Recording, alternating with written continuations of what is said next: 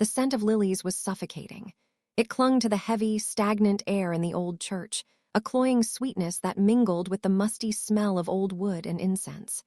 It was the scent of death, and it was all I could breathe. My father was gone. The thought was a relentless, dull ache behind my ribs, a constant pressure that made each breath a conscious effort. He was in the polished mahogany casket at the front of the sanctuary, a silent, still effigy of the vibrant man who had taught me how to ride a bike, how to invest in the stock market, and how to spot a liar from a mile away. I wished I had paid more attention to that last lesson. Jason's arm was a steadying weight around my shoulders. He was my rock, my other half, the brother I never had. We had grown up next door to each other, our childhood a blur of shared secrets, scraped knees, and promises whispered under starry summer skies. He was there when I got my first A and my first broken heart. He was there, holding my father's other hand, when he took his last, rattling breath just 3 days ago. Now, his thumb rubbed soothing circles on my arm as I stared, unseeing, at the stained glass depiction of a sorrowful saint above the altar. "I am here, Em," he murmured, his voice a low rumble against my ear. "Whatever you need, I'm right here." I leaned into him, a silent sob catching in my throat. I couldn't have gotten through this without him. The funeral arrangements, the endless calls to relatives, the suffocating sympathy of strangers. Jason had handled it all, shielding me from the worst of the administrative nightmare that follows a death. He was my protector, my constant. The organist began a somber prelude, and the pews filled with a sea of black-clad mourners. Faces I knew, faces I didn't. Business associates of my father, old family friends, distant cousins. They all wore the same mask of practiced grief, but Jason's was real. I could feel it in the tension of his arm, see it in the tightness around his eyes. He had loved my father, too. David had been a second father to him, especially after Jason's own dad left when we were in high school. The service was a blur. A priest I'd never met spoke of my father's generosity, his business acumen, his faith. A few people went up to the lectern to share memories. I couldn't bring myself to speak. The words were trapped somewhere between my heart and my throat, a solid lump of unshed tears. All I could do was sit there, anchored by Jason's presence, and wish the world would just stop turning for a while. After the final prayer, there was a quiet recess before the procession to the cemetery. People began to file out slowly, offering me quiet condolences and awkward hugs. I just nodded, my face a frozen mask. Jason guided me toward a small, private antechamber off the main hall, a place for the family to gather their composure. "Let's just take a minute," he said softly, closing the heavy oak door behind us.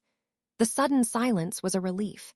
The room was small, with a single velvet-covered settee and a tall, narrow window looking out onto the church's manicured garden. "Thank you, Jason," I whispered, my voice hoarse, "for everything. I don't know what I would have done." "Hey," he said, turning me to face him. His hands were warm on my upper arms. "We're a team, always have been." His eyes, usually a warm, mischievous hazel, were serious and intense. "Which is why I need to talk to you about something.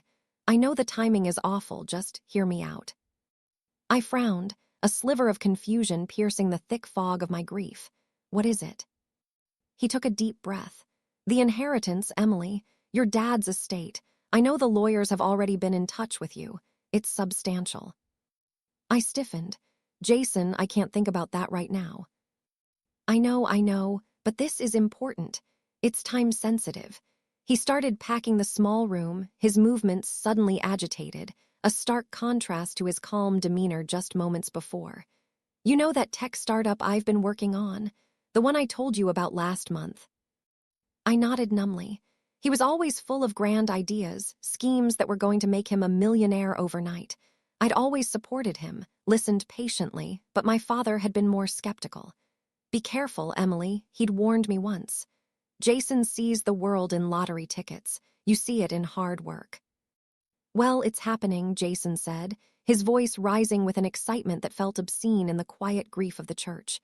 "The final round of funding is closing, but I've hit a snag. One of my angel investors pulled out at the last minute. I am short, I'm short $250,000. If I can't secure it by Monday, the whole deal collapses. Everything I've worked for." The room seemed to tilt. $250,000. The number just hung in the air between us, monstrous and absurd. Jason. It's a loan, that's all, he said quickly, stopping in front of me again, his eyes wide and pleading. Just a loan. With the first round of profits, I can pay you back double. Triple even. This is the one, Emily. I can feel it. This is our chance. Think about it, we could finally get that place together, travel the world like we always talked about. The we and our felt like a violation. He was talking about a future built on the ashes of my father's life. The money he was referring to wasn't just money. It was my father's legacy, his life's work, the security he had painstakingly built for me because he knew he wouldn't be there to protect me forever. No, I said, the word barely a whisper. Jason's face fell. What? You're not even thinking about it. The answer is no, Jason, I said, my voice a little stronger now. A cold dread was starting to seep into my veins, pushing aside the grief. This is not the time or the place. That money, it's all I have left of him. I'm not doing anything with it right now. You don't have to do anything, just write a check. It's a bridge loan, it's a sure thing. I said no. His expression shifted. The desperate pleading in his eyes hardened, replaced by a glint of something cold and ugly. It was an expression I had never seen on his face before. I can't believe this, he scoffed, running a hand through his hair. After everything I've done for you, these past few days, these past few years, always being there for you, for him. And I appreciate that, I said, my heart starting to pound. But this is different. This is my father's money. It was his money, he corrected, his voice sharp. Now it's yours. And you're just going to sit on it? Let it rot in some bank account? David was a businessman. He would want you to make smart investments. He would want you to help me. No, he wouldn't, I shot back, a sudden surge of anger cutting through my sorrow. He told me to be careful. He told me you were reckless. Jason laughed, a harsh, bitter sound that echoed in the small room. Reckless. He was an old man stuck in his ways. He didn't understand this market. This is the future. The answer is no, Jason. Please just drop it. I turned away from him, wrapping my arms around myself. I wanted to be back in the sanctuary, surrounded by the scent of lilies and the comfortable silence of morning. I wanted my best friend back, the one who was holding me just 10 minutes ago. I see, he said, his voice dropping to a low, menacing tone. I see how it is. Now that you've got your millions, you don't need your old friend Jason anymore, the loyal sidekick. I spun back to face him, my eyes blazing. How dare you? How dare you say that to me today of all days? Oh, I dare, he sneered, taking a step closer. Because I know things, Emily. I was there. I saw how things were run at your father's company in those last few months. The creative accounting, the cash withdrawals. He was getting sloppy. My blood ran cold. What are you talking about? I am talking about you, he said, his voice suddenly loud, accusatory. I am talking about the money that went missing. Your father was sick, his mind wasn't all there. And you were there, his devoted daughter with full power of attorney. It's not hard to connect the dots. I stared at him, my mind unable to process the words. It was a lie, a monstrous, venomous lie. My father's company was his pride and joy, and our finances were immaculate. I had helped him with the books for years. This wasn't just an accusation. It was an attack on my father's honor, on my integrity. It was a desperate, cruel gambit. You're lying, I choked out. Am I? He smiled, a chilling, triumphant smirk. Or are you just refusing a loan because you're afraid an audit would show where the company's profits really went? Straight into your personal accounts. He was trying to blackmail me. Here, now, at my father's funeral. The sheer, unadulterated evil of it took my breath away. The grief I felt moments ago was consumed by a white-hot rage. The boy I grew up with, the man I loved like a brother, was gone. In his place stood a monster. He must have seen the decision in my eyes, the moment my heartbreak curdled into something harder, because he played his final, desperate card. He threw open the door to the antechamber. A few mourners standing in the hall turned to look, their conversations dying down. I can't stand by and watch this happen, Jason announced. his voice ringing with false righteousness, projecting into the main hall. I loved that man like a father, and his own daughter is stealing from his legacy before he's even in the ground. A collective gasp rippled through the hall. Whispers erupted. Faces turned towards me, a mixture of shock, confusion, and dawning suspicion. My world, already fractured, shattered into a million pieces. He had done it. He had taken my deepest moment of vulnerability and used it to try and destroy me. My gaze flickered from his venomous, triumphant face to the mahogany casket still resting before the altar. My father. His strong, kind face swam in my memory. Never let them see you weak, Emily. And never, ever let a snake go after it has bitten you. My breath hitched. The rage didn't subside. It cooled. It sharpened into a single, lethal point of clarity. I looked past Jason, past the shocked faces and the whispering mouths. My eyes scanned the back of the church, searching through the crowd near the main entrance. And then I found him. Gabriel. He stood near the back wall, a tall, imposing figure in a perfectly tailored dark suit. He wasn't a mourner. He was my father's head of security, a man who had been with him for 20 years, a man of few words and absolute, unquestioning loyalty. He was a shadow, always present, always watchful. His face was impassive, but his eyes, dark and intelligent, were fixed on me. He had seen the whole exchange. He was waiting for a signal. I held his gaze. The clamor around me faded into a dull roar. The accusing stares, Jason's smug face, it all became background noise. In that moment, there was only me, my father's memory, and the man he had trusted to protect us. Slowly, deliberately, I lifted my head. I looked directly at Jason one last time, letting him see the utter absence of fear in my eyes. Then, I turned my gaze back to Gabriel. I gave a single, almost imperceptible nod. It was all it took. Gabriel's expression didn't change, but he pushed himself off the wall with a quiet, fluid grace. He began to move forward, not hurriedly, but with an unnerving purpose. Two other men, similarly dressed, detached themselves from the crowd and began to converge, their paths perfectly timed to intersect with Jason. They moved like wolves through a flock of sheep.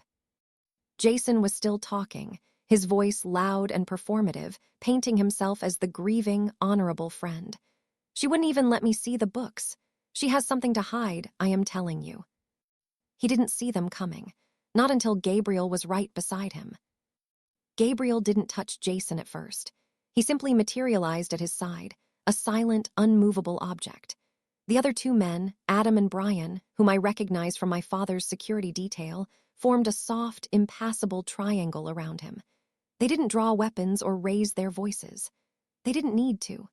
Their presence alone was a physical manifestation of power, a sudden drop in atmospheric pressure that sucked the air out of the room. The whispers in the hall died instantly, replaced by a thick, anxious silence. Every eye was on the four men standing in the doorway of the antechamber. Jason, who had been in the middle of a grand, theatrical appeal to the crowd, faltered. She has something to hide," he stammered, his voice losing its confident ring.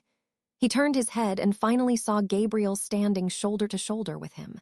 A flicker of confusion crossed his face, followed by a dismissive arrogance. He probably thought they were church ushers or funeral home staff.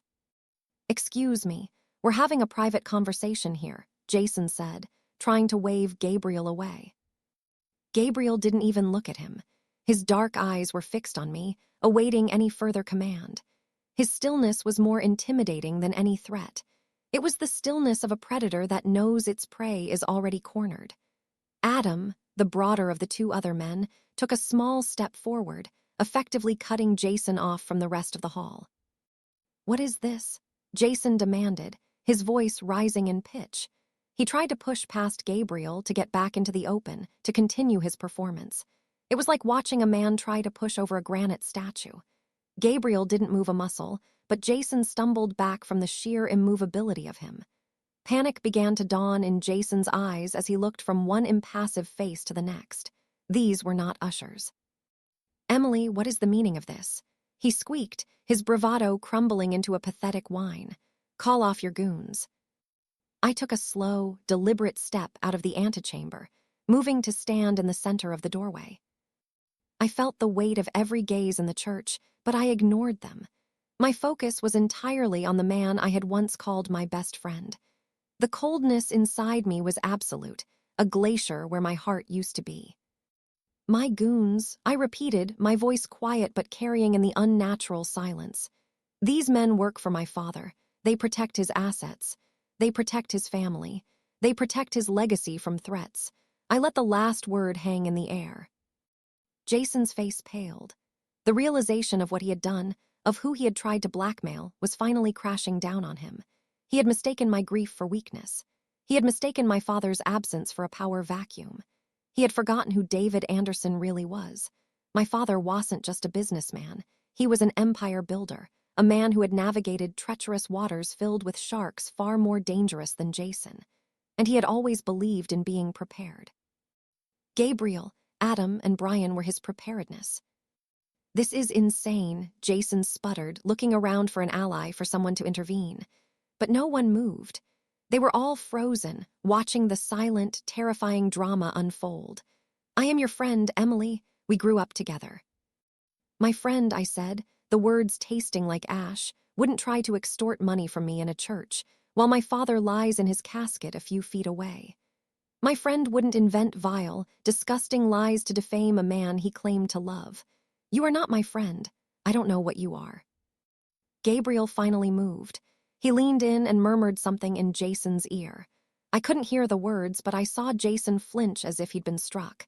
His eyes widened in sheer terror, and he started to shake his head violently. "No, no, you can't. Emily, don't do this. Please, I was desperate. I didn't mean it." His pleas were pathetic, hollow. The desperation he claimed was for a business deal, for money. He had been willing to desecrate this day, my father's memory, and our entire history for it. There was no going back. "Mr. Ryan will be escorted out," Gabriel said, his voice a low, calm baritone that somehow commanded more authority than Jason's frantic shouts. He used Jason's last name, stripping him of any familiarity, rendering him a stranger, a problem to be handled. "No, get your hands off me." Jason shrieked as Adam and Brian each took one of his arms in a firm, inescapable grip. They weren't rough, but there was an efficiency to their movements that spoke of years of training. Jason struggled, his expensive funeral suit bunching at the shoulders. He looked like a wild animal caught in a trap. "I'll go to the police. I'll tell them everything," he screamed, his eyes wild and darting around the room, still searching for a savior. A humorless smile touched my lips. "Tell them what, Jason? That you tried to blackmail a grieving daughter at her father's funeral, and she had you removed from the premises. Please do. I am sure they'll be very sympathetic." Gabriel nodded to his men. They began to walk Jason, who was now stumbling and resisting feebly, towards a side exit, away from the main entrance where the mourners were gathered. He was still shouting, a stream of invective and panicked threats. "Y'all regret this, Emily. Y'all hear from my lawyer. This isn't over." As they reached the heavy wooden door, Gabriel paused and looked back at me one last time. His face was a stoic mask, but in his eyes I saw a flicker of the same loyalty he had always shown my father. It was a silent promise. He will be handled. The threat will be neutralized. I gave another final nod. It was done. The door clicked shut behind them, cutting off Jason's final, desperate cry. The silence that descended on the hall was profound. It was a silence filled with 100 unasked questions, with shock, and with a dawning, fearful respect. I turned my gaze from the door and swept it over the assembled mourners. Their faces were a gallery of astonishment. My great-aunt Charlotte's mouth was hanging open. My cousin Christopher looked like he'd seen a ghost. Even my father's oldest business partner, Matthew Shaw, a man I'd known my whole life to be unflappable, was staring with wide, disbelieving eyes. I straightened my shoulders, pulling the tattered remnants of my dignity around me like a shield. The rage had subsided, leaving behind a vast, empty coldness. The grief was still there, a deep, resonant ache, but now it was tinged with the bitter poison of betrayal. "I apologize for that unpleasantness," I said, my voice clear and steady. I was surprised at how calm I sounded. It seems my father's trust, and my own, was misplaced. I walked back to the front pew, my back ramrod straight.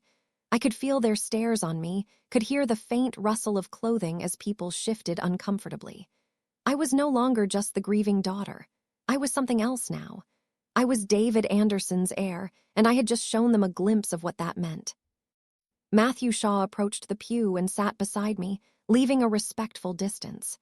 He was a kind man in his late 60s, with silver hair and a face etched with the lines of 100 business deals, both good and bad.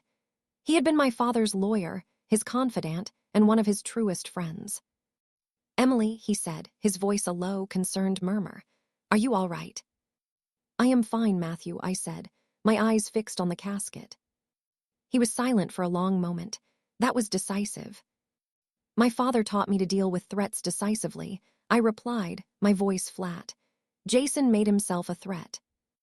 "Indeed he did," Matthew agreed. He sighed, a heavy, weary sound. "Your father was worried about him. He mentioned it a few times over the last year. He saw the avarice in the boy's eyes. He said Jason had an appetite for risk that was going to get him in trouble." "He was right," I whispered. A single, hot tear finally escaped and traced a path down my cheek. It wasn't for my father. It was for the boy who used to climb the oak tree between our houses, the friend who held my hand on the first day of kindergarten. It was a tear for a loss that felt, in that moment, almost as profound as the one I was here to mourn. Matthew gently placed a hand on my shoulder. "What Gabriel and his men do, it's clean, it's thorough, but it's not without consequence. Are you prepared for that?" I thought of Jason's screaming, terrified face. I thought of his ugly words, his attempt to twist our friendship into a weapon against me. I thought of my father, lying silent and still, his life's work what Jason had tried to steal. "He made his choice," I said, my voice hardening again. "He chose money over me, over my father's memory. He doesn't get to choose the consequences." The funeral procession to the cemetery was a somber, quiet affair. The drama in the church had cast a pall over the proceedings. The whispers had stopped, replaced by a cautious, watchful silence. As I stood by the open grave, the priest's words washing over me, I felt a strange sense of detachment. I watched as they lowered the casket into the cold, dark earth. I dropped a single white lily onto the polished wood. "Goodbye, Dad. I am sorry. I am so sorry this happened on your day." After the burial, people offered their condolences, but their manner had changed. The pity was gone, replaced by a mixture of apprehension and deference. They looked at me differently. They saw the steel beneath the grief. They saw my father's daughter. As the crowd thinned, Matthew stayed by my side. "Come on," he said gently. "Let's get you home." Gabriel was waiting by the car, the door held open. His face was as impassive as ever. There was no sign of Adam, Brian, or Jason. "Is it done?" I asked, my voice low. "Mr. Ryan was given a choice," Gabriel replied, his voice a smooth, noncommittal rumble. He could accept a one-way, first-class ticket to a destination of his choosing, with the clothes on his back, his passport, and a new bank account containing $5,000, under the condition that he sign a legally binding agreement never to return to this country or contact you or anyone associated with your family or your father's business ever again. Or he could choose to discuss his fraudulent business proposals and his recent extortion attempt with certain federal authorities my father kept on retainer for just such occasions. My breath caught. It was so much more elegant and brutal than I could have imagined. Disappear forever with a pittance, or face the full, crushing weight of my father's influence on the justice system. "And," I asked. "He is currently on a flight to Bangkok," Gabriel said without a flicker of emotion. He was very insistent on the first-class ticket. I almost laughed. It was so perfectly Jason. Even in his utter ruin, he had to grasp for the last, pathetic scrap of luxury. His things, his apartment, are being liquidated. The proceeds will be deposited into a charity for victims of corporate fraud. We took the liberty of changing the locks on his office as well. A team is doing a full audit of his company's financials as we speak. I suspect we'll find he was even more desperate than he let on." I nodded, feeling a profound and weary sense of finality. He was gone, erased. a ghost on a plane to the other side of the world. With one gesture, one single nod, I had made my best friend disappear. The thought should have terrified me. It should have filled me with guilt. But as I looked back at the fresh mound of earth that held my father, all I felt was a cold, quiet resolve. The world my father had left me was not a kind or forgiving place. He knew that, and in his own way, he had prepared me for it. Today, I had faced my first real test, and I had not failed. The drive home from the cemetery was silent. Matthew drove my father's obsidian black sedan, a car so quiet it felt like we were gliding through a world with the volume turned off. Gabriel sat in the passenger seat, a silent sentinel, his eyes occasionally flicking to the rearview mirror. I sat in the back, watching the familiar streets of my childhood blur into a meaningless watercolor of greens and grays. Each passing landmark, the park where Jason and I fell out of a tree, the ice cream shop where we celebrated my 16th birthday, the corner where my father taught me to parallel park, was a fresh stab of pain. A ghost haunted every corner of this town. When we pulled into the long, gravel driveway of my family home, the sight of it stole the breath from my lungs. It was a sprawling colonial, more stone and ivy than wood and paint, a house built to stand for generations. It had always been a place of warmth, of safety, the smell of my mother, baking in the air long after she was gone, the sound of my father's booming laugh echoing in the halls. Now it just looked big and empty. Matthew parked the car but didn't turn off the engine. "Do you want us to come in with you, Emily?" he asked gently. "No," I said, my voice sounding distant even to my own ears. "I need a minute alone." "Of course." He turned in his seat, his kind eyes full of concern. "Gabriel and I will be back in 2 hours.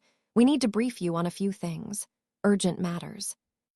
I just nodded, my hand already on the door handle. Urgent matters. The world didn't stop for grief.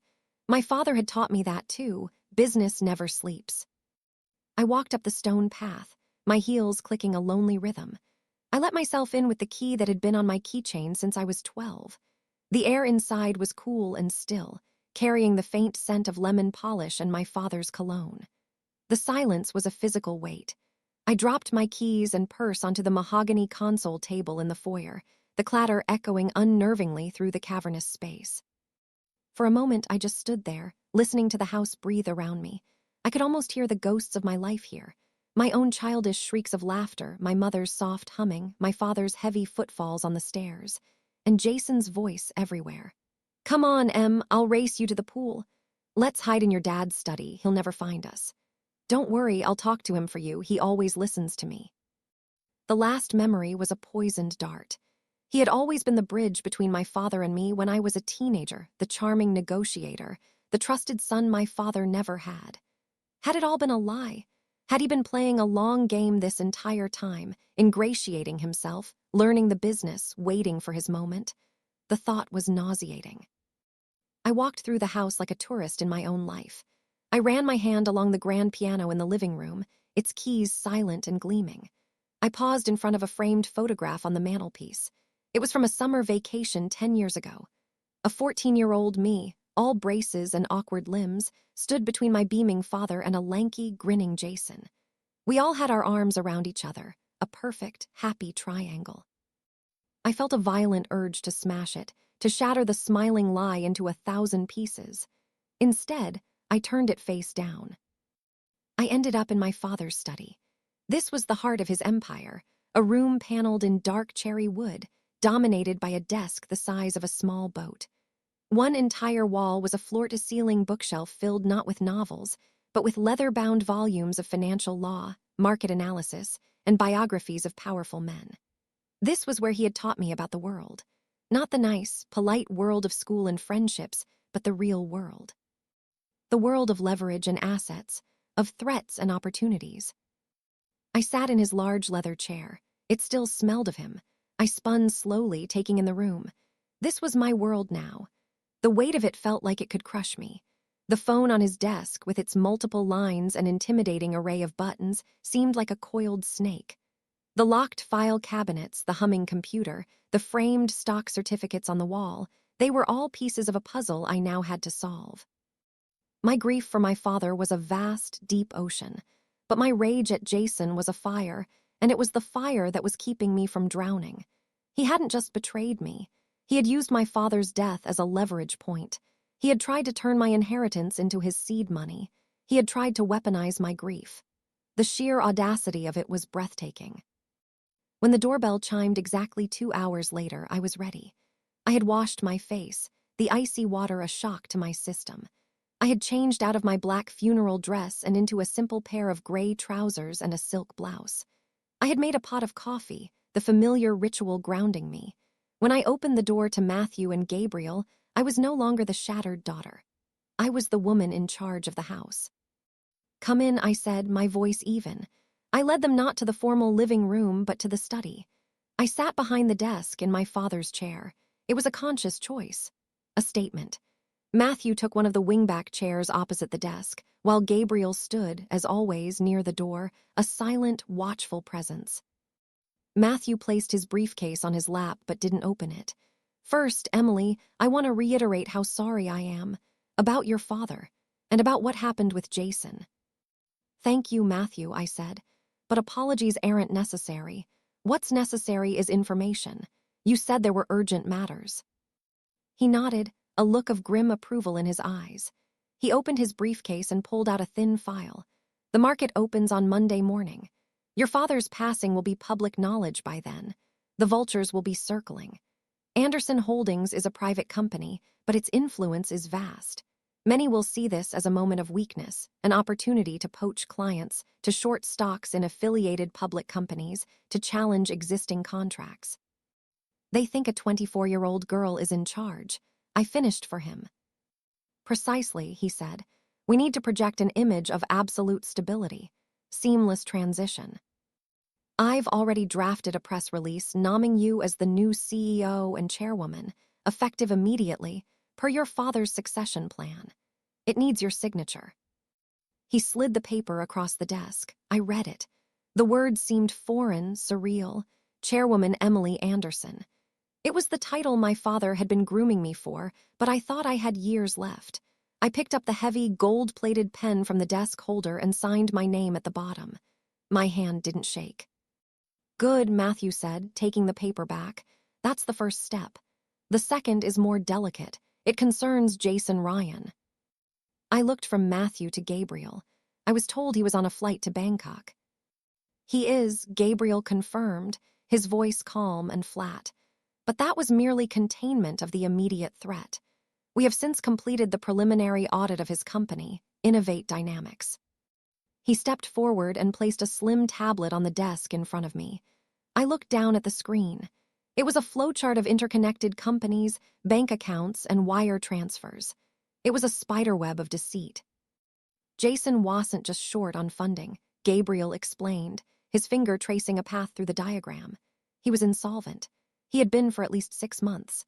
He was running a classic Ponzi scheme, using money from new investors to pay off old ones, all while funding an extravagant lifestyle. The $250,000 he demanded from you wasn't seed money.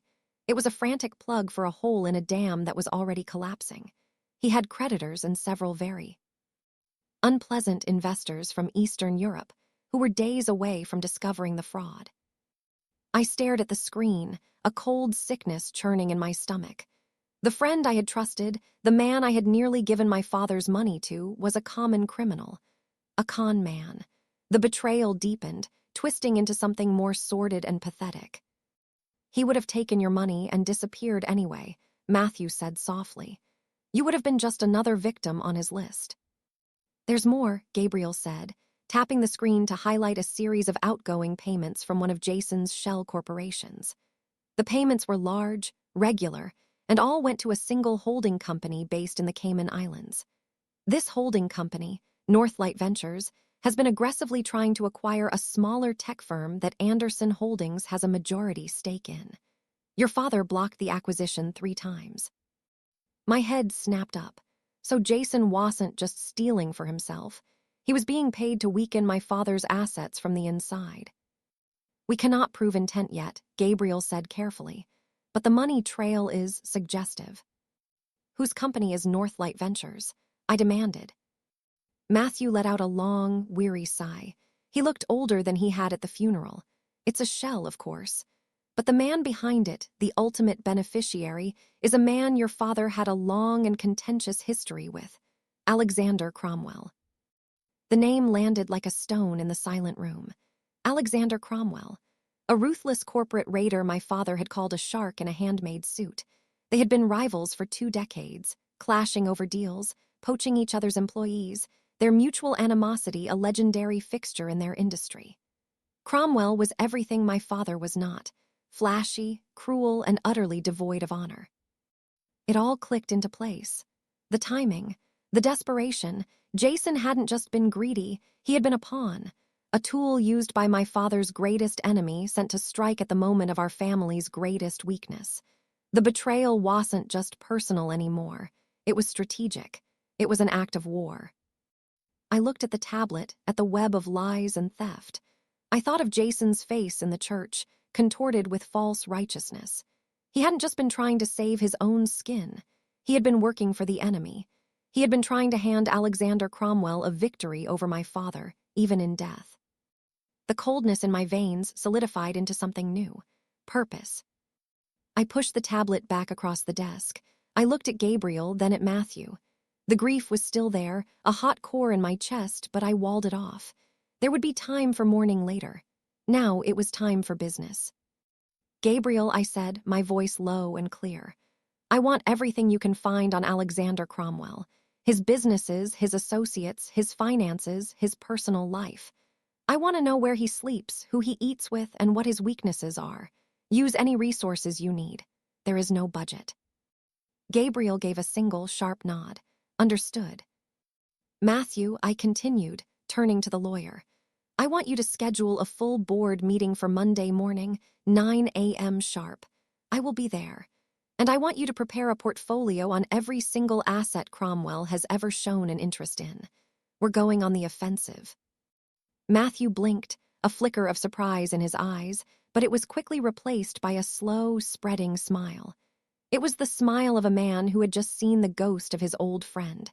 It will be my pleasure, Chairwoman. They stood to leave. As Gabriel reached the door, I said his name, Gabriel. He turned, his expression unreadable. Jason's flight to Bangkok, I said.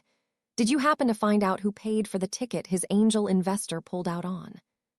A ghost of a smile touched Gabriel's lips. The wire transfer came from a subsidiary of Northlight Ventures.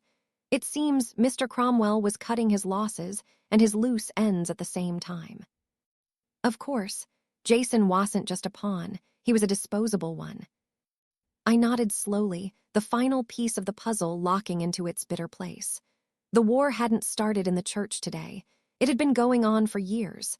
My father had been fighting it all along, and now it was my turn to take the field. The weekend was a crucible. Grief was a luxury I could not afford. The vast, silent house became my war room. Sleep came in brief, fitful bursts, punctuated by nightmares where my father's coffin was open to reveal Jason's smiling face. I fueled myself with black coffee and the cold fire of my rage.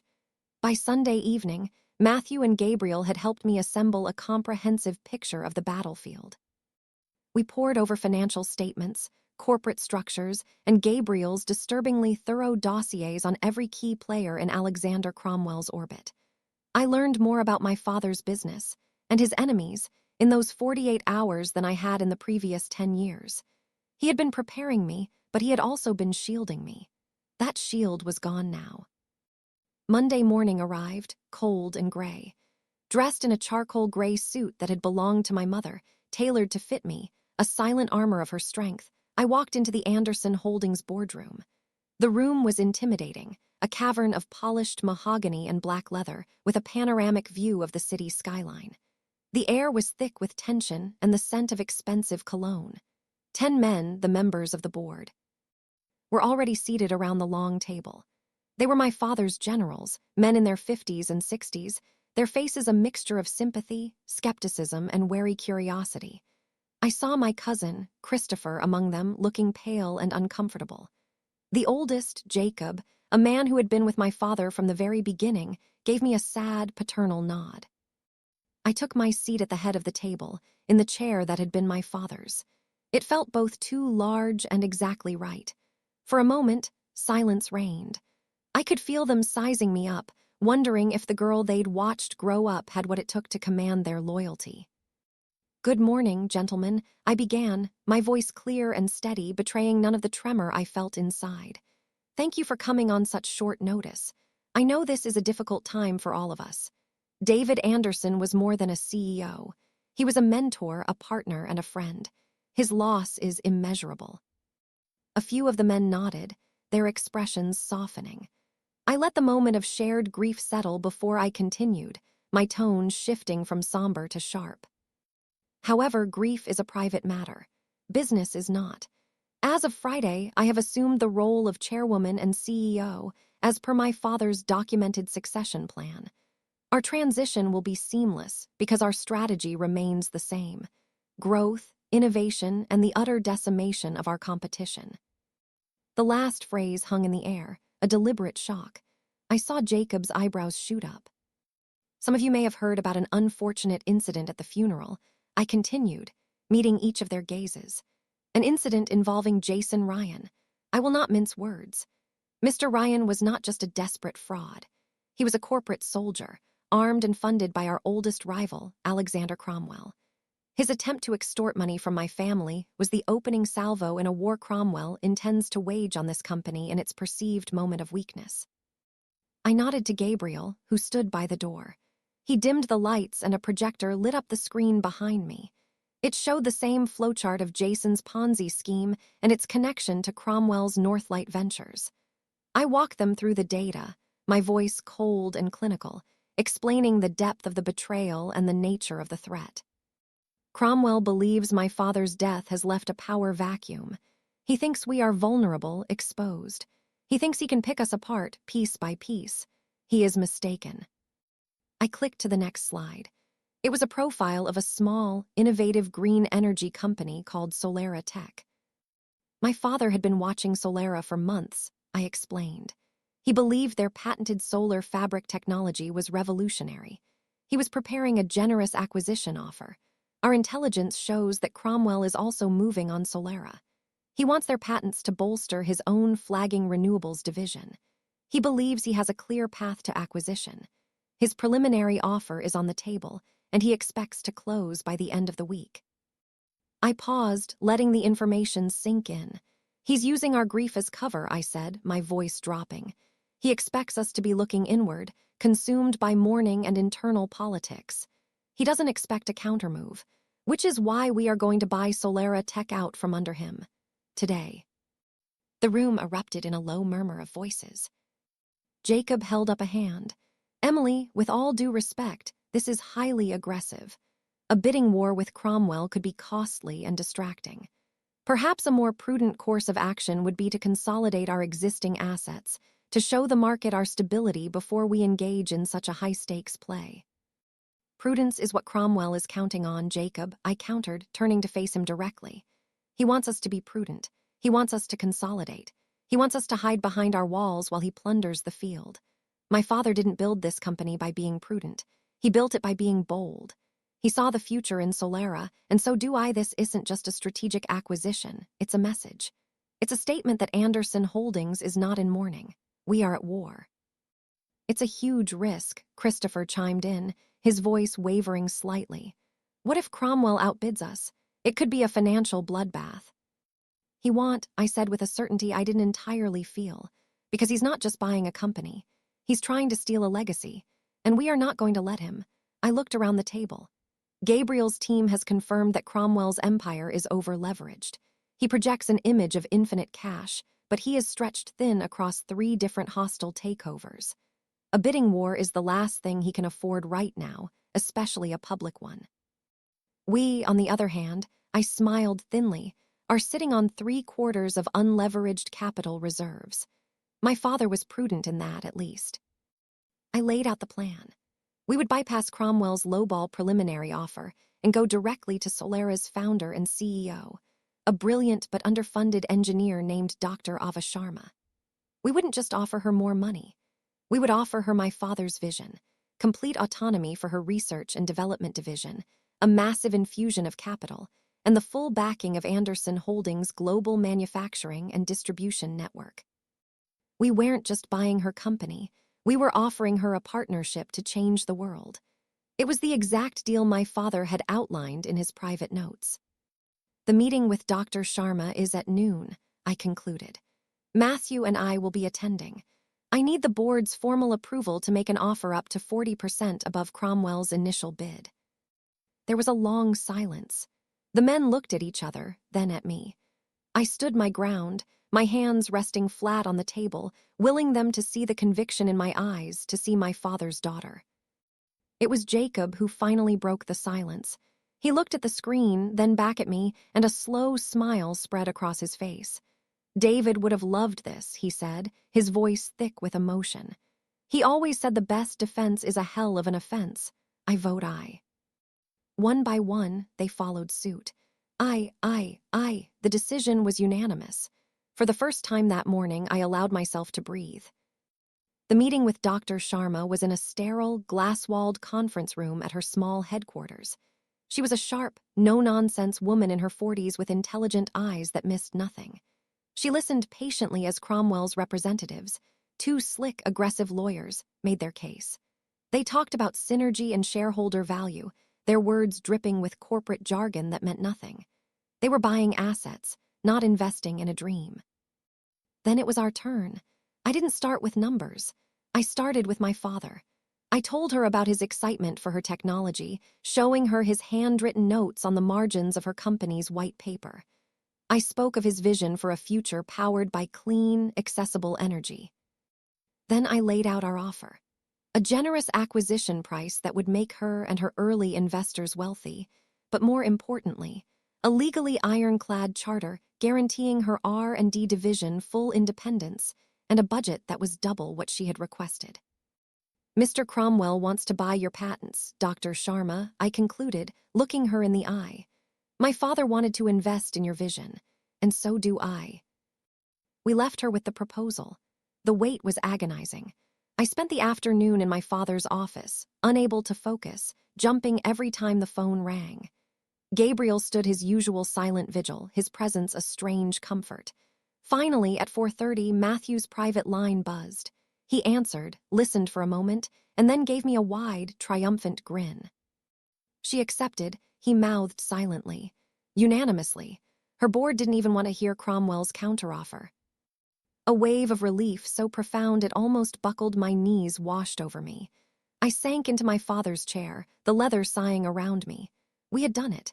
We had fired the first shot, and it had been a direct hit. The news broke just before the market closed. It was a small story on a financial news wire, but to those who mattered, it was a seismic event. Anderson Holdings Acquirs Solara Tech in surprise deal, snubbing Cromwell Capital. Late that night, as I was finally preparing to leave the deserted office, Gabriel appeared at my doorway. You should see this, he said, holding out his tablet. It was an internal memo from Cromwell Capital, leaked to a financial blogger. The language was furious, apoplectic. It spoke of predatory, dishonorable tactics and vulture capitalism.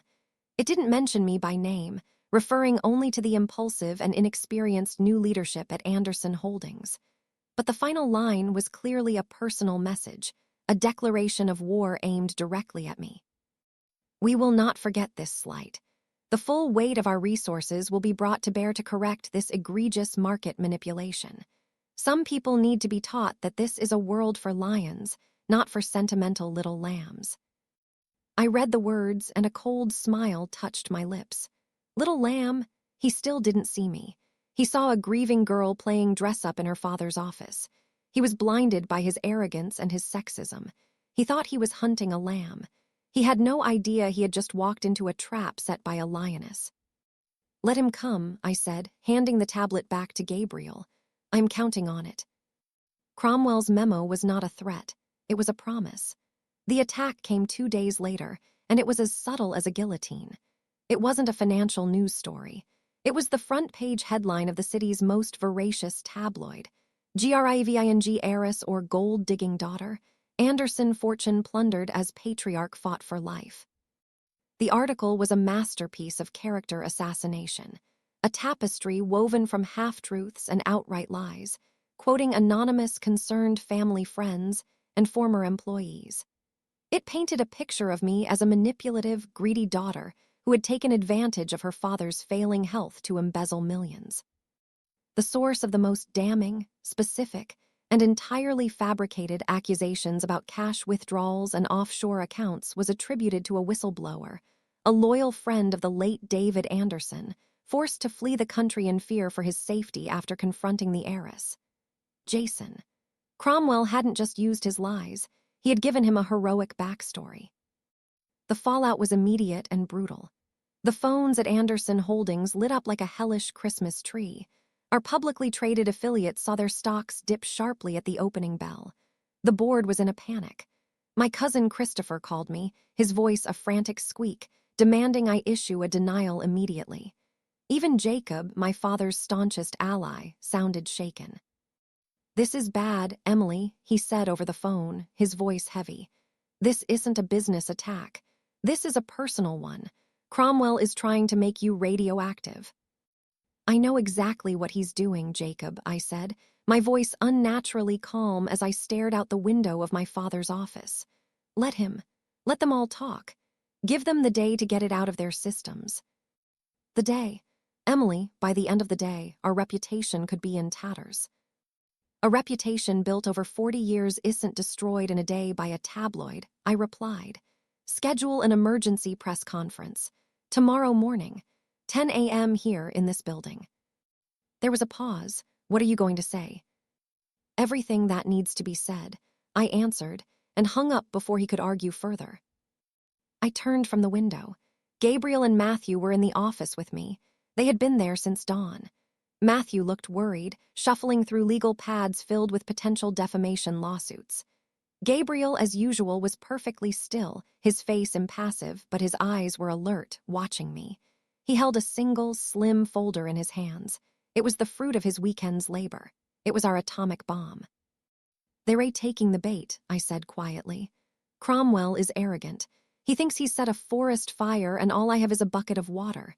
He won't be looking for the tidal wave. His entire strategy relies on you being on the defensive," Matthew agreed, finally putting down his pen. "He wants you to deny, to argue, to get dragged into a messy public feud where mud sticks to everyone. It's his home turf."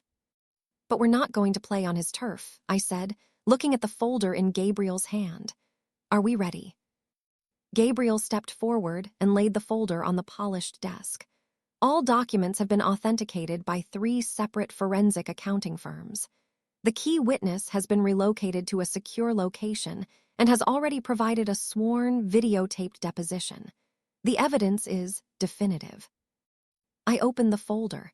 Inside were copies of bank statements from the 1980s, incorporation documents for a charitable foundation, and land registry deeds.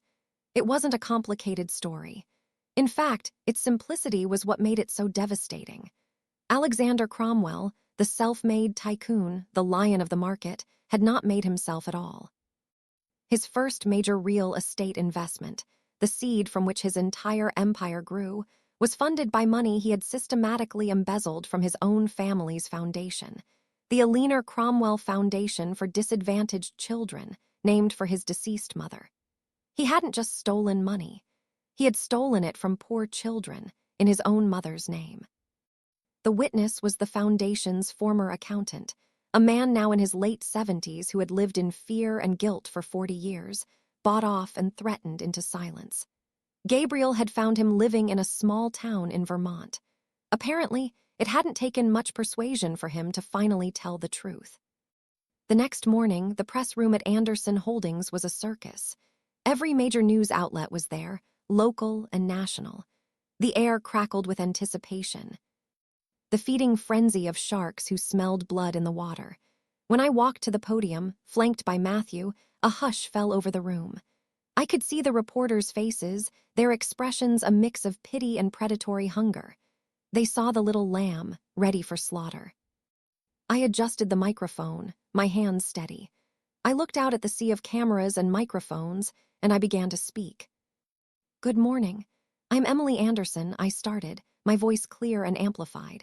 I have called you here today to address the recent, baseless, and deeply hurtful allegations published against me and my late father.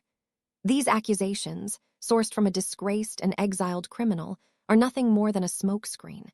They are a weapon of mass distraction, deployed by a man who is terrified that the world will discover the truth. Not the truth about me, but the truth about him. I paused, letting the words sink in. There was a confused murmur in the room. This was not the tearful denial they had expected. The man I am referring to is Alexander Cromwell, I continued, my voice hardening. For 20 years he has styled himself as my father's rival, but a rivalry requires some measure of equality. My father was a builder. He created value, he created jobs, he built a legacy of integrity. Alexander Cromwell is not a builder. He is a thief, and I have the proof. At that moment, the large screens on either side of the podium lit up. The first image was a black and white photo of a smiling, kind-faced woman. This was Eleanor Cromwell, I said, my voice softening. Alexander's mother. After her passing, her family established a charitable foundation in her name to provide scholarships and aid to disadvantaged children. The next slide showed the foundation's incorporation documents. And this, I said, as the slide changed to show a series of damning bank transfers from the foundation's account to a numbered shell company, is how her son honored her memory. For the next 10 minutes, I laid it all out. The stolen funds, the falsified records, the luxury real estate purchase that launched Cromwell's career, bought with money meant for children's lunches and school books. With each slide, each authenticated document, the atmosphere in the room transformed. The predatory hunger of the reporters turned into stunned, frenetic energy. They weren't just getting a story, they were getting the story of the decade. So yes, I concluded, my voice ringing with cold fury as I looked directly into the main television camera. Mr. Cromwell is an expert on the subject of stealing from one's own family. But his accusations against me are not a reflection of my character. They are a confession of his own. He judges the world by his own rotten standards, and he cannot comprehend a legacy built on anything other than theft and betrayal. I gestured to Matthew. My lawyers will be filing a multi-billion-dollar lawsuit against Alexander Cromwell and every media outlet that printed his lies without due diligence. The Securities and Exchange Commission and the Office of the Attorney General have already received a full copy of our findings. I will not be taking any questions. I turned and walked off the stage, leaving behind a maelstrom of shouting reporters and flashing cameras. The aftermath was biblical. Cromwell's empire didn't just stumble, it imploded. His board of directors called an emergency meeting and ousted him by noon. The Attorney General announced a formal investigation by 3 o'clock. His company's stock, Cromwell Capital, was halted, but its partners and creditors panicked, calling in loans and pulling investments. The lion had been skinned alive in the town square, and the hyenas he had surrounded himself with were turning on the carcass. By the end of the week, he was facing federal racketeering charges and was a pariah in the world he had once ruled. A week after the press conference, I was in my father's office, signing the final paperwork for the Solera Tech acquisition. The city lights twinkled outside, a galaxy of possibilities. Matthew sat opposite me, looking tired but satisfied. "It's over," he said. "He's finished. He'll be buried in litigation for the rest of his life." I nodded, feeling not triumphant, but a profound and weary quiet. The fire of my rage had burned itself out, leaving behind the vast, cold ocean of my grief. But I wasn't drowning anymore. I had learned to swim. Gabriel entered the room, silent as ever. "A package arrived for you," he said, placing a small, padded envelope on my desk. There was no return address. I opened it. Inside was a single postcard. The picture was of a gleaming, golden temple in Bangkok. On the back, in Jason's familiar, arrogant scrawl, were just a few words. "You should have just given me the money. He would have paid you back, too. In the end, we all get what we deserve." I stared at the words. We all get what we deserve. He was right. He had chosen money over loyalty and was now a ghost, exiled in a foreign land with nothing but a few $1,000s and his own bitterness.